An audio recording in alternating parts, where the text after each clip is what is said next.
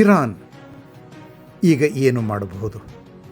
ಅದರ ಸರ್ವೋಚ್ಚ ನಾಯಕ ಇಲ್ಲ, ರಕ್ಷಣಾ ಸಚಿವ ಇಲ್ಲ, ಸೇನಾ ಮುಖ್ಯಸ್ಥ ಇಲ್ಲ, ಅಧ್ಯಕ್ಷ ಮಸೂದ್ ಪೆಜೆಶ್ಕಿಯಾನ್ ಮತ್ತು ವಿದೇಶ ಮಂತ್ರಿ ಅಬ್ಬಾಸ್ ಅರಾಗ್ಚಿ ಇದ್ದಾರೆ ಅನ್ನೋ ಸುದ್ದಿ ಇದೆ. ಆದರೆ ಸರ್ವೋಚ್ಚ ನಾಯಕನಿಗೆ ಹೋಲಿಸಿದರೆ ಅವರ ಅಧಿಕಾರ ಕಡಿಮೆಯಾದದ್ದೇ. ಇಂಥ ಸನ್ನಿವೇಶದಲ್ಲಿ ಇರಾನ್ ಸರ್ಕಾರ ಏನು ಮಾಡಿದೆ?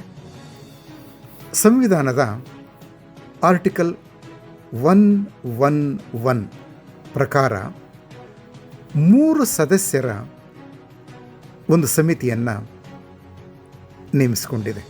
ಅಂದರೆ 3 ಧರ್ಮಾಧಿಕಾರಿಗಳ ಸಮಿತಿ ಅದು. ಅಂದರೆ ಒಂದು ಶಾಶ್ವತವಾದಂಥ ಸರ್ವೋಚ್ಚ ನಾಯಕ, ಸರ್ವೋಚ್ಚ ಧಾರ್ಮಿಕ ನಾಯಕ ಚುನಾಯಿತ ಆಗೋವರೆಗೆ ಈ ವ್ಯವಸ್ಥೆ ಜಾರಿಯಲ್ಲಿರುತ್ತದೆ. ಒಂದು ಶಾಶ್ವತ ವ್ಯವಸ್ಥೆ ಯಾವಾಗ ಆಗತ್ತೆ ಅದನ್ನು ನಾವು ಕಾದು ನೋಡಬೇಕು. ಯಾಕಂದರೆ ಈ ಸರ್ವೋಚ್ಚ ನಾಯಕ ಖಮೇನಿಯವರ ನಿಧನ ಒಂದು ಸಾಮಾನ್ಯ ರೀತಿಯಲ್ಲಿ ಆಗಿಲ್ಲ. ಆಗಿದ್ದರೆ ಆ ಒಂದು ಹೊಸ ನಾಯಕನ ಆಯ್ಕೆಯ ಪ್ರೋಸೆಸ್ ನಾರ್ಮಲ್ಲಾಗೆ ನಡೀತಾ ಇತ್ತು.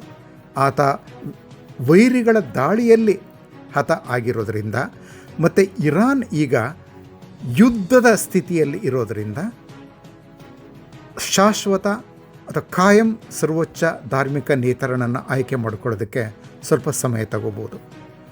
ಇನ್ಫ್ಯಾಕ್ಟ್ ಮಸೂದ್ ಪೆಜೆಶ್ಕಿಯಾನ್ ಸರ್ಕಾರ ಖಮೇನಿಯವರ ನಿಧನಕ್ಕಾಗಿ 40 ದಿನಗಳ ಶೋಕಾಚರಣೆಯನ್ನು ಘೋಷಿಸಿದೆ. ಈ 40 ದಿನಗಳ ಒಳಗಡೆ ಹೊಸ ನಾಯಕ ಆಯ್ಕೆಯಾಗ್ಬೋದು. ಅದು ಬಹುಶಃ ಖಮೇನಿಯವರ ಪುತ್ರ ಆಗಿರ್ಬೋದು, ಆತ ಬದುಕಿ ಉಳಿದಿದ್ದರೆ, ಇಲ್ಲ ಮೊದಲ ಧಾರ್ಮಿಕ ನೇತಾರ ಆಯತುಲ್ಲಾ ಖೊಮೇನಿ ಅವರ ಮೊಮ್ಮಗ ಆಗಬಹುದು ಅನ್ನೋ ಒಂದು ಸೂಚನೆಗಳಿವೆ. ಆದರೆ ಅದಕ್ಕೆ ಅಮೆರಿಕ ಮತ್ತು ಇಸ್ರೇಲ್ ಅವಕಾಶ ಕೊಡ್ತಾವ? ಅವುಗಳ ಗುರಿ ಕೇವಲ ಇರಾನ್ನ ಅಣ್ವಸ್ತ್ರ ಬಯಕೆ ಮತ್ತು ಕ್ಷಿಪಣಿ ಬಯಕೆಯನ್ನು ಹೊಸಕಿ ಹಾಕೋದು ಮಾತ್ರ ಅಲ್ಲ.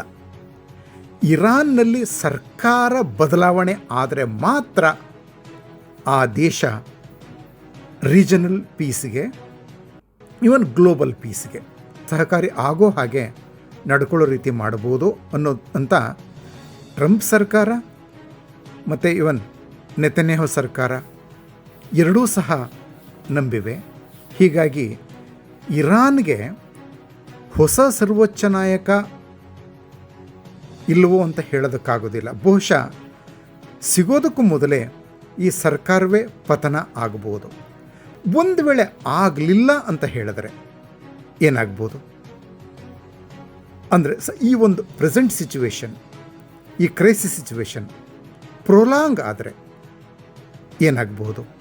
ಅಮೆರಿಕ ಮತ್ತು ಇಸ್ರೇಲ್